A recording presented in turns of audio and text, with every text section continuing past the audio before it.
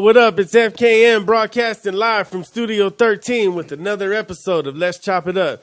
It's been a minute. Has it been about, what, 2 or 3 months, Luscious? It's been a minute, huh? We haven't been active for a long time. Well, we're going to start the second season. We hadn't really got active on the first season, but this next season is going to be dope. And I'll tell you why it's going to be dope.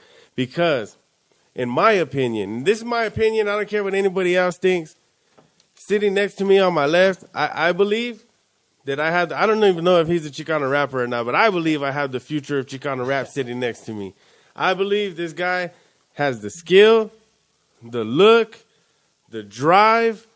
He has what it takes to be the next King Little G, in my opinion. I don't care whatever you guys are going to write in the comments. Doesn't matter to me, but this is what I'm feeling. And I'm pretty sure this other guy to my left feels the same way because we also got a legend. We got my homegirl, Michelle, Luscious G. But the guy that I'm talking about right now is motherfucking Young Uno. What's up, Young Uno? Hey, what's cracking? It's Young Uno, the motherfucking beast, ho. Yeah. Hey, man, I'm going to tell you this. Before we get started, dog, I heard about you about 8 months ago, probably like May, March, somewhere around there, dog. I don't know, from between March and July. I don't remember what month it was, but I heard my primo came over here, right? Tells me, look, man, there's this dope-ass artist right here, and he started playing your music on this TV right here, dog. That's right. And I looked like, what the fuck? Where's this guy come from, dog? And, man, it was so dope, dog. And That's what's up. then you popped on the radar. Well, we'll get into that later, dog. That's right. But for everybody that don't know, my bad, dog. With all due, my bad, OG. I got ahead of myself. But also, let's introduce this legend right here. Does this thing work? Oh, okay. My bad, man. This man has been a leader in the Chicano rap game for so fucking long. He is not only a leader in the Chicano rap game, he helps other people out. He also bridges the gap between our genres. I was in Oxnard with the homie Enemy from Most Wanted Familia. He had like 10 different features, and I'm asking him, man, where you get these features from? He said, the homie over there helped me out, And I'm like, God dang, And if you guys don't know who I'm talking about Mr. D from Southland. Woo, woo. Mr. D. So, Enemy tells me, like, you were just shooting them off all kind of fucking features, dog. And I before we get started, I would like to say thank you for helping out our genre and everything you not only done for our genre, but everything you're doing for our genre, especially bringing Young Uno to our genre like that. of course. So, Young Uno. Yes, sir. Yeah, For everybody that don't know, can you tell them where you're from, man? Well, I'm from Pacoima, 818, the Valley. There you go. Packtown. Packtown, baby. There you go. Right. There you go. Hey, man, so how was it growing up where you were from? Based on your music, it seems like there was a lot of gang activity and everything. Yeah. Did you pick up on the gang activity or street activity as a youngster, or did that come later on in life? Nah, I started pretty young. That's why they call me youngster from my hood. Young Uno is my rap name. Okay. But yeah, I started gangbanging when I was like 11, 12 years old. Oh, damn, you started early, I was huh? a baby. Oh, man, dog. Yeah. So how was that? Were your parents like, did you grow up in a 2-family household? Nah. Mom and dad, or just one? Or? Nah, I had both parents. Oh, okay. Yeah. And how was it when you started getting like active in the streets? Were they like, hell nah, this shit ain't going down? I don't know. It was kind of weird. Like, I was the only boy too in my household. Like, I just had shit. sisters. You were the king around there, So huh? I was just like, I don't know. They pretty much just let me do whatever the fuck I wanted. My dad's getting drunk all the time. My mom was working all the time. I mean, I just did whatever the fuck I wanted to do. By the time they even realized what was going on, I was already in and out of jail, and it was too late. You know what I mean? I was already cemented in. Yeah. So they would do little things to try to like, send them away, and then the homies would go pick me up, and then I would be right back. Mm-hmm. Are your parents like Mexican or of Latin descent? Correct. My mom's from Mexico. She's from Durango. And then my dad, he's Mexican, but his roots have been in California since it was Mexico. Oh, shit. No way. So on my dad's side, I'm like 8th generation American. Oh, dang. Yeah. I'm similar. I'm like 5th or something like that. Oh, yeah, that's crazy. Yeah. The reason I asked that is because was your mom, like, when you were getting in trouble, was she like, not my mijo, he's an angel? How typical, yeah. No, mi hijo no es cholo. All that shit, yeah. Hey, man. Shout out to mom. Yeah, big shout out, man. She's the one that put you here on this earth and Yes, shit. sir. You know? Yes, sir. Hey, so, how did did the way you grew up, like all the street activity and everything, play a role in the person you would become as far as music, or did you separate the two? Yeah, I would say so. I mean, it just made me who I am as a person in general. You know what I mean? Like, growing up at a young age and being exposed to so much, I mean, it's going to have a high impact on your life. You know what I mean? Yeah, yeah. So just the person I am in general, it impacted me. So, of course, it's going to impact my music as well. Do you remember, was there like a defining moment that like got you into the streets, dog? Like what was it? Like, was there like, you just saw some homies kicking in and you're like, what's up? Or nah, it was everywhere. I mean, right now it's not as bad as it was back then. But back then that shit was just everywhere. Like, it was, like, I was in elementary school and like I already knew what gangs were where, what hats were what. That's what I'm telling you, bro. Like, you already knew what to wear and what not to wear. Yeah, like, I already knew what it was. I saw the graffiti on the wall. I knew whose hood I lived in. Like, I knew all that shit in elementary school. No shit. Yeah, so, and then plus, like, my street, it was a different time. Like, I was born in 95, so I was born, like, in the era right before, like, the technology shit happened. Mm-hmm.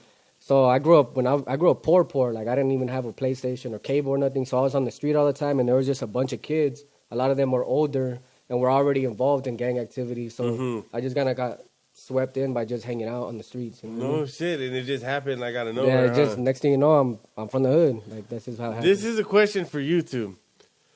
When do you think like the peak of gang violence, like the streets, like what years was that? Like, do you guys remember like back then? 1988 was like the peak of gang banging and shit. Like, it was really crazy. When the movie Colors came out, that was it. It was done deal after that? You remember that shit? Yeah, I remember that movie. Hey, fuck, when Colors came out, dog, I think I was only like 3 years old and shit, dog. I wasn't even born yet. Hey, man. So you were around when that shit was just American active. Me came out, and then, and then Blood In, Blood Out. The movies really... You think they influenced a lot? Oh, escalated the whole thing. Man. No shit. Probably like that machismo shit. Yeah. Yeah.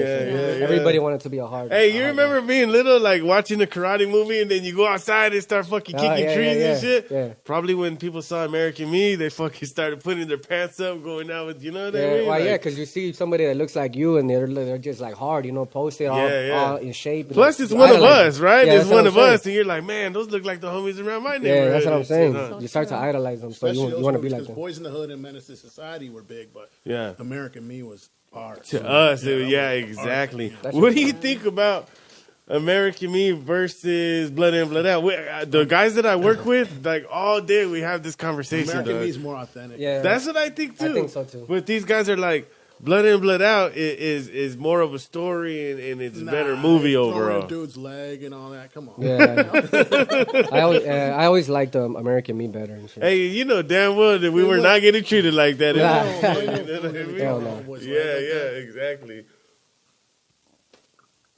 I ask you that because and there's a bottle opener right here.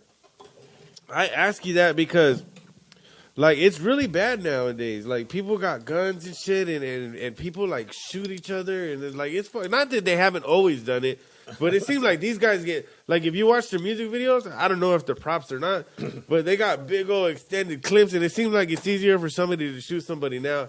Back in the day, but back in the day when you guys were young, was it more of a street fight, like, or it was always gun violence like that? That was only through drive-bys. No shit. We ain't that old. They had guns when we were kids. Yeah. No, I know that, it wasn't just so noticeable like it is now. Now people's just popping up with them. I think like it's a thing to do. More back then. Yeah? I don't know. Because it was a little harder, huh? There was not cameras and shit you got to worry about. Less cops, maybe. Every weekend someone got killed. Mm-hmm. So I think, or even in the backyard. I'm not saying now. Yeah, no shit. Nowadays people get killed too, but I think it was more gang violence back then. When do you think the drive-bys stopped? What year was it? You guys know? I'm only asking because I was around, but I was young. Like, you got to think, I was 85. Like, when young Uno was born, I was only 10 years old. They probably stopped when he was born. You know what I mean? And I kind of remember, but kind of don't remember. Because you remember shit. I remember having to get on the floor and shit, and then people shooting and shit. But at the same time, like, I don't remember it like a vivid imagination and shit. I remember crack and all that too. I remember all that shit. Just I don't remember when drive-bys and shit It's real. stopped. It's just not noticeable now. the drive-bys, that kind of stuff. You know what I mean? You guys think social media played like a role in like how many guns are out there now? Because of course everybody always had guns. Social media exposes everything now. Everything you do is on camera, so social media just makes everything come to light. So it was always going on, but now it's social media.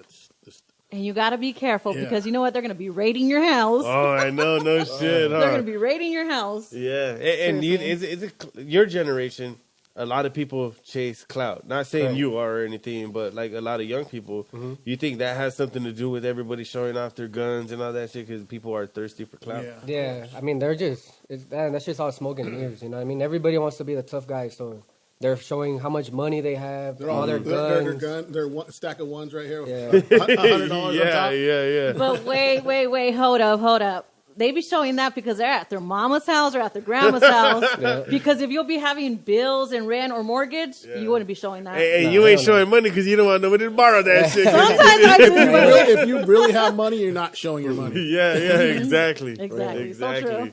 Yeah. I only do it when I get my paycheck. Be like, hey, I got this, but I got to pay bills. I got responsibilities. Hey, you got to keep it real. That's why I got Hell no money. Like, I'm going to enjoy this for a little For a bit. little Hey, bit, Mr. so D. I got to pay the mortgage and the Mr. bills. D, you need to stop that shit. We know you got money, dog. He's over here doing music videos and songs and fuck, Speaking man. of that, I said, man, whose damn truck is this over here in the driveway and shit? Speaking of that, let's commercial time. Hold up.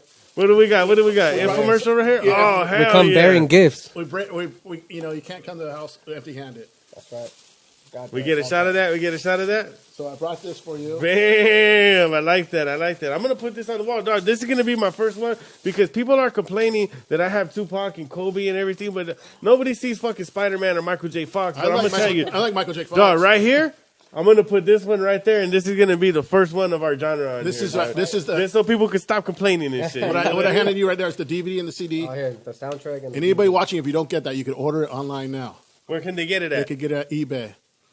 I like So this, make sure you dog. get This that. is dope. Make sure we get a picture of this. Oh, man. Then I brought you.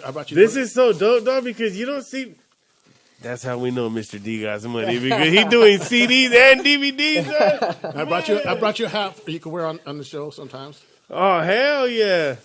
You got to sport that. I know, I am going to sport It's that. like Christmas. Oh, dog, this is a for sure. You can't even see It's that. like Christmas today. Yeah, We you guys see that shit? oh, Yeah, that shit hell hard. yeah. Fuck with this. Man. Here's another. Who's We're that not. we going to take off the table right now? We're not done with gifts. We still got more gifts. Right here. Okay, that's my newest record. There we go, Mr. D. Oh, damn, it's you and 187? Yeah, he's on every Oh, track. shit, no way. He's on every track. Here we go. Can we get another close-up of this one? Damn, you and 187, that's big, dog. That's big. People don't know he's taught Dr. Dre how to do music. Oh, man. Okay, Hey, now I he's a brought legend in his own right, dog. the new record on the best Chicano rapper ever. Right. Oh, shit, Frank V. Where's he been at, dog? We just finished. Are that these record. older Those are songs or before he newer went to songs? prison, before Oh, he no went to prison. shit.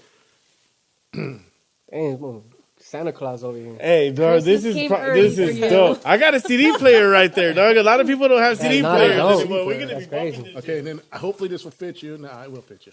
No, we're gonna make you fit, dog. right. Hey, everybody wears tight clothes anyway, so if it don't fit me, we're gonna You can't wear no tight clothes.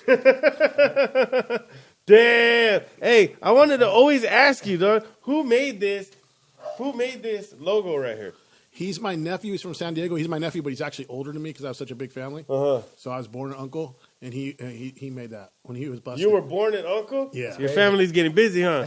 No, There you go, dog. I'm just the youngest of 10. So Damn, 10 kids. Hey, Mr. D, thank you, dog. Shit, he came with a gang of shit. Obviously, we got the young Willow City right here. I forgot about you. Give her That's some what's stuff. up. Oh, there goes Mr. my D girl. loves me. Woo woo. Oh, damn, that's just dope. Hey, if you guys don't know, Hey.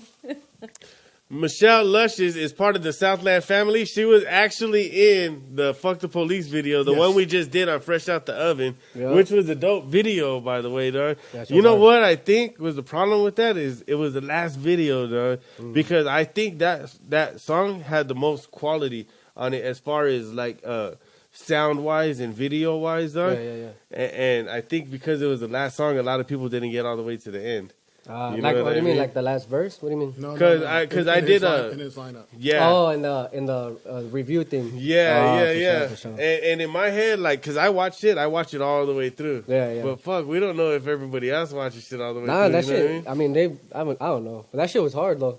Yeah, I like that song pretty a lot. cool, huh? Yeah. Hey, I think that it was a perfect mixture. And you definitely closed that song out the way you were supposed to, dog. Yeah, that shit was you hard. were definitely. It Right.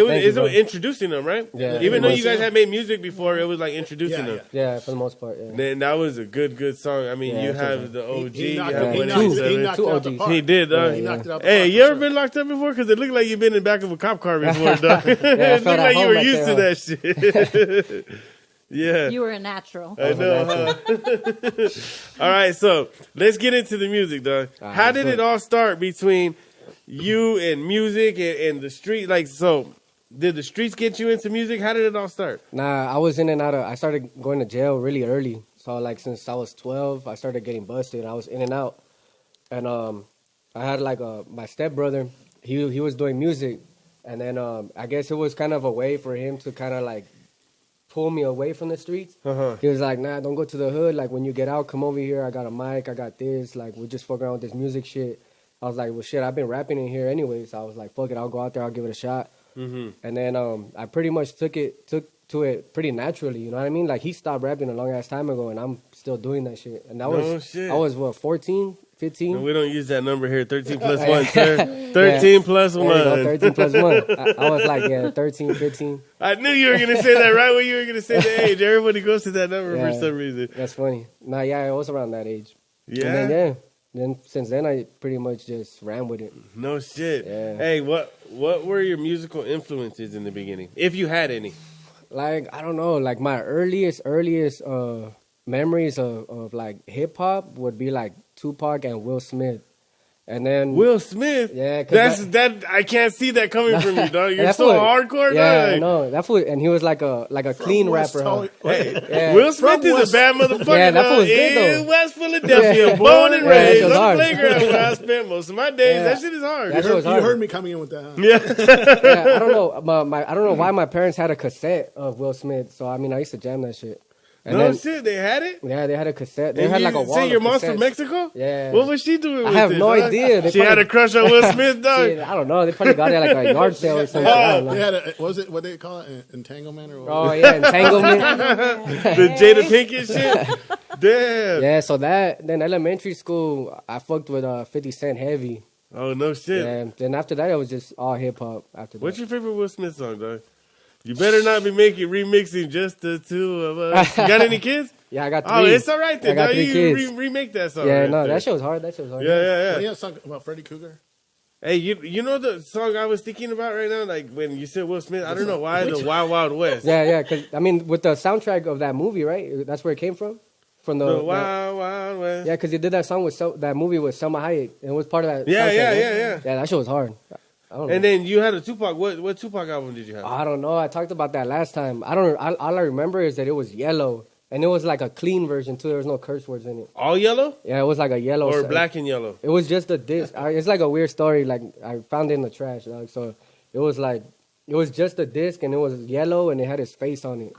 And I remember it was a clean version because there was no curse words. It had to be one of those Machiavellis. You remember after he died, there were like fucking 50 albums, 50 Machiavellis and shit? A bunch of bootlegs. Yeah. I don't even remember what it was. I've been trying to find it. Who were your musical influences like when you first started and shit? I just gave you his record. Frank V. Yeah. No shit. Hey, man, he's a legend, dog. And I think he does not get as much props as he should. Lyrical wise, I'm trying to say. Yeah, he's incredible. He could write a 16 in his head. How did that album come about? Well, he did that before he left up to Oregon, and then he got busted up in Oregon. Okay. So he did that at my pad before then. And you guys had made music before, because I've been following you for a long time. And I want to admit this to you. I never reached out to you before, and I know we had like small interactions. Yeah. But I always thought you were cocky, and until I met you right now, dog. I had to sneak onto your show. It wasn't. I wasn't even invited today, but I snuck on. No, dog. It's just I thought you were like, because you know how legendary you know how legendary you are, dog. And it's not gonna hide it and shit. You know what I mean? But I always thought you were one of the vatos that were like, well, I'm fucking Mr. D. So I never wanted to. I didn't want to have a bad interaction with you. So I would always give you your props here and there. Like, but I didn't. No, when he told me you were going, he was going. I said, I want. I didn't know I was invited. I was like, maybe I'll sneak in. But I would have invited you a long time ago. Like I said, I just always thought like you were cocky, dog. Michelle even asked me if I was coming. I go, I don't know. I'm not really invited. Should I go? Nah. It was one of those things that I didn't want to be told like, who are you kind of thing. You know what I mean? So I was like, man, I just rather think about him being. But he's not cocky. Nah, he's not like at all, dog. You're not. He's a real G though, and he's real and he's loyal. And you know what? And honestly. also because you get at people quick as fuck on social media. Like you're quick to check somebody, dog. If they don't get at people right, okay, I got people message because 90% of people have their No. I mean, like, say somebody does something stupid or says something stupid or gets out of line. Yeah. You are quick to get at them, dog. Yeah. And I thought it was the ego thing, you know. And I was like, I don't know, man. I can't hit up Mr. D because he might be tripping and shit. You know what I mean? It's the OG in him that comes out. Well, where do you get that from, dog? What the way I act? Probably my like how you're just quick to put somebody in their place.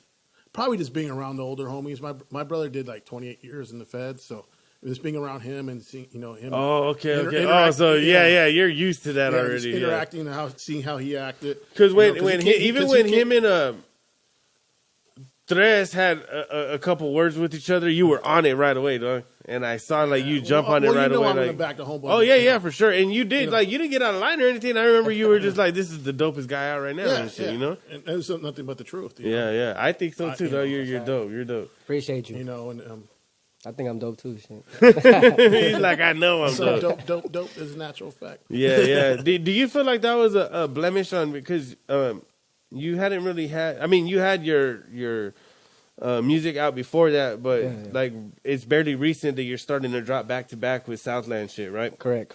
At that time, did you feel like that was going to be a blemish on you before you even came out? Because he had a song that was already like blowing up. Yeah. Did you feel like that was going to be bad for you? Not at all. I mean, to be honest, I didn't really think much of it. I kind of just acted. Like, I don't know. It just kind of happened. Like, it's not like I really had much thought about it. You know what I mean? If that makes sense. You came hard with them bars. Yeah. Low-key, I got that shit was some bullshit. Mr. D, were you proud when you heard him spit those bars at him? I'm always proud hearing him. That's right.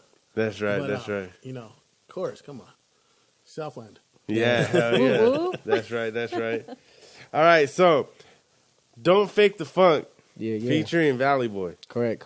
Who is that to you? Is he that like your homie? It seemed like you guys got good chemistry. Yeah, that's all homie. I mean, we don't really talk much anymore, but yeah, that's all homie. Oh, yeah? Yeah. When you guys were with each other's girlfriend or something? Nah. I'm just fucking with you. I'm just messing around. It seemed like you guys had really good chemistry, though. Yeah. The reason I bring that song up, my personal favorite is Still Dipping. Mm-hmm. But that song is almost like at 1 million views, and that was before you were with Mr. D. Correct. How did that come about? Like, how did you start getting that much, like, plays and views and shit? Well, because, like, I've been rapping for a long time. I'm 25. I started rapping when I was 14, and I didn't go. Hey, we don't use that number here. No, 13 plus 1, homie. Yeah, you got me. Damn, I'm slipping. I started rapping, you started rapping at 13. Yeah, it was, like, 10 years old. So then, but I didn't, when I started rapping, there wasn't no, like, Latin beats or neighborhood music and these other pages. So I just made my own YouTube channel. Oh, okay. So I've been posting as you should. Yeah, and slowly over the years, it's kind of built itself up. No shit. And then Don't Fake the Funk, I never expected it to get that many views. Like, that shit just skyrocketed. Can I ask you, what does the second part of that hook say? Because I don't know what it says. Don't funk the fake, or I don't know. What does it say? I hear you stunning like you got it. Walk around the block like a killer, but you're not. You need to stop it. Bitch, don't fake the funk and fuck the fake. Yes. And funk the fake, or what? Don't fake the funk and fuck the fake. Oh, and fuck the fake. Yeah. I said that part, I mumble. Hey, it's all good. It's all good. And Mr. D, you jumped in and you said as it should be. Can you elaborate on that, like building your own channel? Well, as someone who's been in this game for a little bit, you know, I've seen it before. It was even YouTube out. We've been here before YouTube even existed. Yes, sir. And if you can't build yourself, and you depend on another man or whatever, somebody else's platform to build yourself, then that ain't genuine. You know, you build yourself, build your own, your own YouTube page. I'm following you because you don't know if it's you or the page. Exactly. Or you don't know how popping you are, really, right? Like I'm not, I know you put your stuff on a page. You could have probably done those same numbers on your own, and I think you would have. Because that Southside song is incredible. Yeah, it is what it is. Yeah, when I heard that song, I'm like, whoa, that's better than the one I did. Because I did a similar song to that. And, you killed mine, but, Thank you, sir. I appreciate that. But I think you are very right. But I guess it would be like the radio, right? If somebody puts you on radio, like you go to a major record label, right? And they shop you around. Okay, you're going to be... I mean, I guess back in the days before YouTube and all of this shit, like they put you on this radio show. Correct. Once people get dropped from the major, they're nobody anymore, right? Correct. So it was being on that major. But that's kind of... Radio's a whole different... animal, that's all pay to play. And if you're connected to the right people, you'll be on the radio. Can I ask you this? Did his hustle and his grind that he had on his own play a factor in why you went after him and sought him out? Of course. And it was probably that one song you mumbled. Oh, okay. Yeah. So, I mean, it has numbers, though. Yeah. No, I wasn't really. The numbers didn't concern me. Because I don't know if they were real or not. And now that I know it, he ain't no cheater at that type of shit. I know they're real, but I didn't care if they were real or not. Okay. I just saw his talent. Yeah, that's dope, though. Because 90% of these rappers nowadays on YouTube, their numbers are, you can't really believe what you see. Yeah, I believe that too. Without saying names or anything, and I know this person personally, he put a song out on Latin Beast, right? One day it had like 4,000 or 5,000, and I know this person doesn't have a following like that, dog. And the next day it hit 1 million. Like, oh, thank you for this and that. Like, what the fuck, dog? That's crazy. Like, who are you? Fucking Kashi after you got out of prison for snitching or something? Like, how the fuck you do numbers like that, dog? And then probably like a week later, it was back down to whatever numbers. So you're right. You never know what it is or isn't and shit. Yeah, that's crazy. So still dipping. All your songs from before had a lot of numbers, though. How did you feel about that? Like starting to get that recognition. I mean, it felt cool. Like I would see the numbers and it was cool, but I never really felt like I was popping. Like I didn't feel like anything. So I would just see it like, oh, cool, that shit's doing good, and then I would just go about my business. Like I wouldn't really it wouldn't really affect me. Where were you recording at before? My closet. No shit. All of those shits were my closet. And who was engineering it? Me. Oh, you did a good ass job. Like I was listening to Don't Fake the Funk, right? And the way you used your echoes actually, and that reverb one and I didn't do that. Okay. I was about to say, dog, because the reverb and everything on there is pretty dope. Yeah, that one's clean. I think I did it originally just me, and I recorded it. But the homie Valley Boy, the reason we had chemistry is because he's actually my homie. It's not like I just did a song with him. But so he kept wanting to work. I was like, all right, fuck it. So I changed my song from the original version, and I cut it so that he had a verse, and then he wanted to go to his homie, so we went there, and then Dave recorded it. Oh, okay, that's pretty dope, though. Yeah, but it was actually really good. That's the solid that you did that for him and shit. Oh, yeah, because he's a homie. I mean, so yeah. And you shot all your own videos in the beginning as well? Nah, I had there was a video guy that I was using who was kind of coming up around the same time that I was coming up, so we kind of just grew together. Did he go Hollywood on you after? Like, I don't know. I guess, yeah, because that fool started catching a buzz and he started shooting everybody in their mama's videos. Because those videos are pretty good. Yeah, he's pretty good. And then I stopped fucking with him, to be honest with you, because I didn't get my videos back. Like, I would do bundle packages with him, and then I would pay him for like 4 or 5 videos, and then I wouldn't get the last one back. No shit. Yeah, so he did it to me. The first time he said some bullshit, I let it slide. The second time, I was like, yeah, I'm cool. Like, I'm not going to start an issue with him because he was a homie, Like, yeah. But I'm not, business-wise, I can't do business with him no more. Oh, shit. Yeah. Now, what caught your attention to him, and how did this whole situation come about, dog? Like, how did it happen? I just, man, I don't know why my voice is messed up. But, I heard his, we ended up being Instagram friends, I guess. Okay. And I was checking out his shit. He'd do some freestyles and shit. So I invited him to the pad, a couple times. I think it came like the third time I invited him. Oh, he was putting you on the shine. I was like, man, this was bugging. Yeah. So I was bugging. That's him. how I felt asking him to come over here, dog. So I think around the third time he finally shows up, because I think he was doing something out in my area, and he comes by and we just, I was just talking. I had I wasn't thinking of signing him or doing it. I was thinking just doing a song with him, and and then we start talking. And we end up on the same page. I'm like, well, why don't you want to rep Southland? It just came like that. And, we worked out a little deal, and it's history now. That's dope. Hey, and aren't you glad that you didn't just like, man, I'm Mr. D. I'm only gonna ask you once, Doug. Like you kept trying this shit after that. I don't think of myself like that. That's funny. I don't. Sometimes I forget that I'm Mr. D because I have kids and I like raise my kids. And it's like. I forget what I do sometimes as a father, but Hey man, it happens. If they don't get recognized, I'll get reminded. Oh yeah, I rap. I forgot I even did that. Me too, dog. My wife tells me I ain't shit all the time, so I forget who I am. That's how I've heard it through my whole career. Oh, you're whack. You suck. So it's humbling. Hey, dog.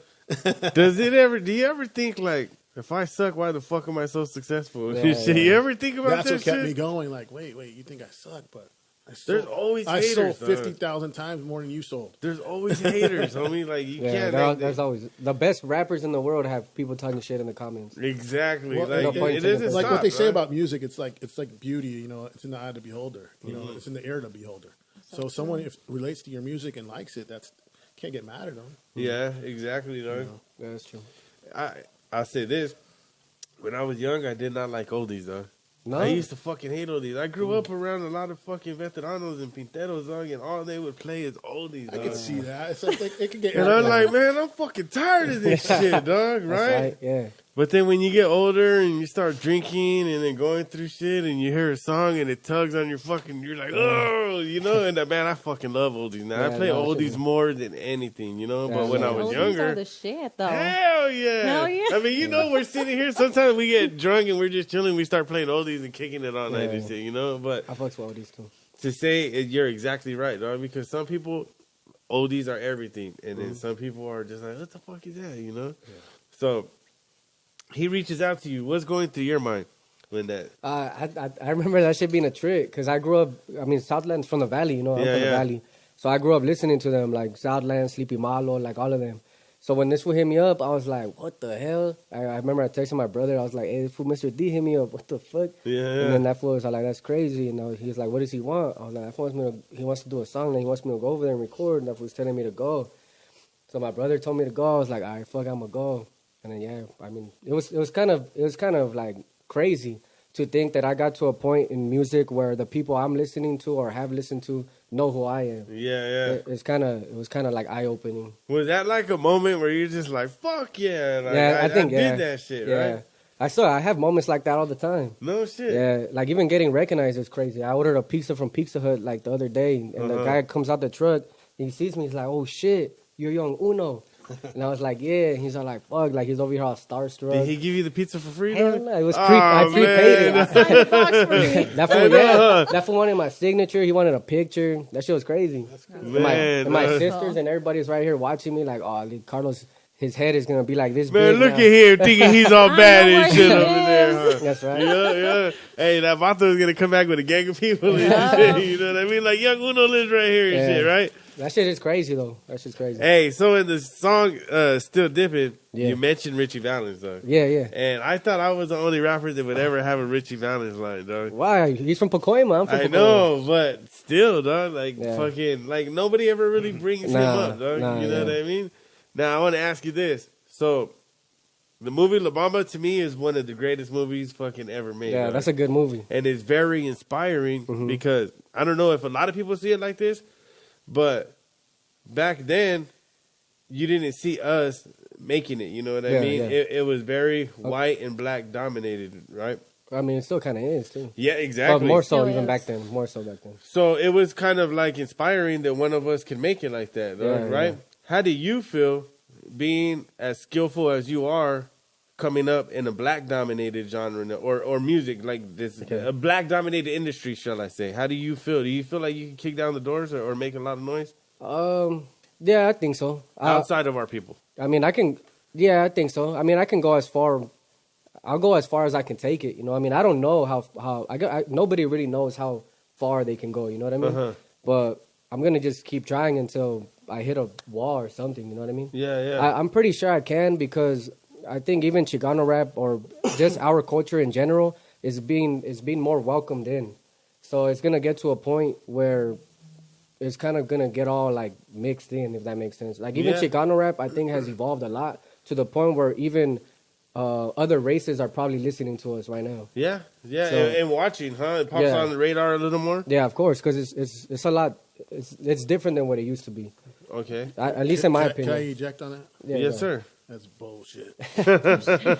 Man, we are way popping when Lighter Shade of Brown, Kid Frost. Yeah. Oh, yeah, for Yeah, sure. That shit was on regular rotation. Hey, dog, It especially was- one of my favorite songs is fucking Kid Frost, dog. Yeah, Kid Frost is Man, hard. that shit was the For La Raza, dog. that shit was hard. That We was were a just- regular. we were just That was a listening to that. regular record. Nobody right, you're nobody right. looked at it as even Chicano rap, or it was just a regular hip hop West Coast gangster record.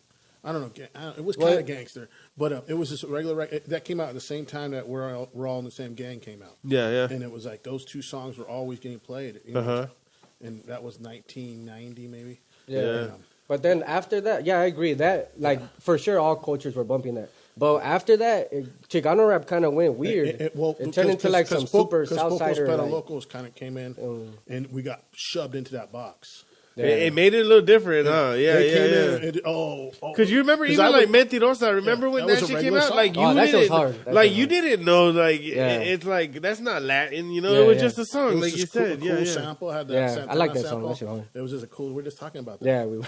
I'm looking for a feed funny. behind them Yeah, with the yeah. creamy thighs. Even that Yeah, song, that like shit you hard. don't even think of it. Like now that you said that, like you look back and you're hearing it on the radio, and you're like, it was just a regular song. Yeah, it was When just a song. Sunday afternoon, that was like the Yeah, biggest song that shit on the radio. Yes, exactly. And that wasn't. It was just looked at. Where do you think it took a turn at? Pocos Better Locos? You don't think it was? I don't mean to say like bad, but you don't think it was like the high power thing, like how they came out like think- really banged out? Nah, it had nothing to do with them. It shoved us into a box. We're talking about radio. Okay. We got shoved into that box, and so when we came to shop a song that was a Chicano or a Latin mainly a Chicano on that on the record. Oh, that's cool. Well, give it to Kool-Aid. You know, that's a good record, but she'll play it. Yeah. You know, they don't need to play it. They'll put something else in that slot. Yeah. So we got shoved on hers. It's she like wasn't going to play just it. put it over here Yeah, on this just put it thing. over Yeah, there. give them their own little And thing. if you weren't paying her husband, you weren't going to get on that radio. No shit. You know, that thing was as crooked as it got. Oh wow. know, but I you come from that era. I slid through with Art LeBeau, luckily. Uh-huh. And Frank was working at Art LeBeau's station at the time, Frank V.